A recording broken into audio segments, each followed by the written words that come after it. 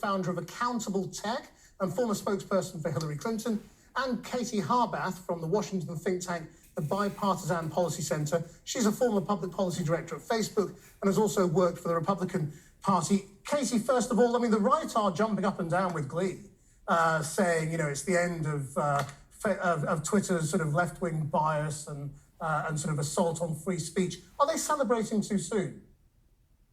I think they are. I think that it would be way too premature to assume that Musk is going to do everything that the right wants them to, particularly once he starts to realize how tough some of these decisions are and some of the impossible trade-offs that he's going to have to think about when it comes to content moderation. I think, too, you're also hearing that some on the right are not excited about the prospect of Donald Trump coming back on the platform. So it's definitely much more mixed reviews. They've also got to abide by laws, haven't they? And laws are cracking down on content moderation around the world. They are, and they're in some ways, like in Europe, you're seeing, you know, there's going to be massive regulation that's likely to pass this year. But in other places around the world, these laws are actually veiled attempts at actually trying to suppress speech. And so following the law may actually cause less speech to happen rather than more. And so these are some of the challenges that Musk is walking himself into.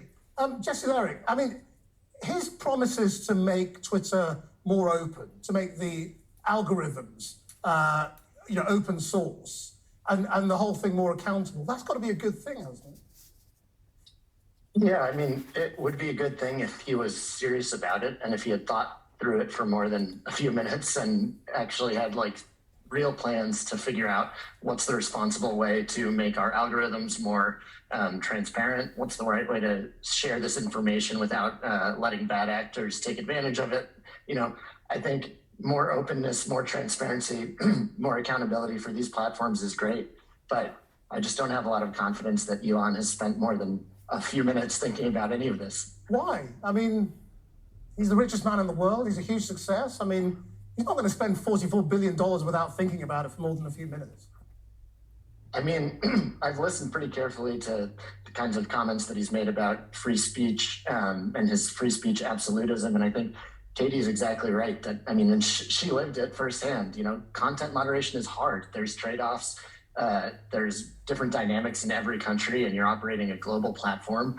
And the casualness with which he talks about this stuff, you know, it sounds more like a little kid that happens to have the most money of anyone in the world than someone who's thought long and hard about how they're going to moderate a global platform. It does make us think, though, doesn't it, about how Twitter is perceived, and the fact that the right do seem to be sort of celebrating to a large degree tells you how Twitter is perceived. You know, is Twitter, a left-wing echo chamber?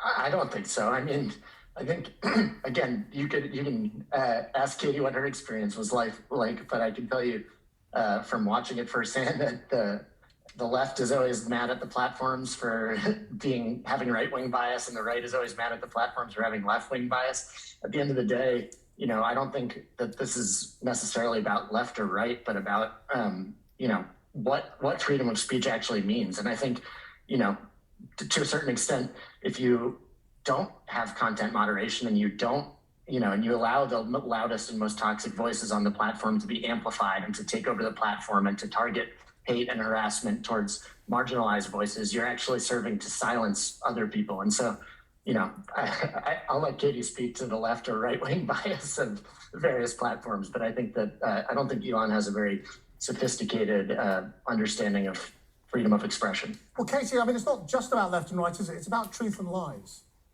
You know, and how you allow that. You know, where are the limits of what you should and shouldn't allow if the lies around the world before the truth has got its trousers in?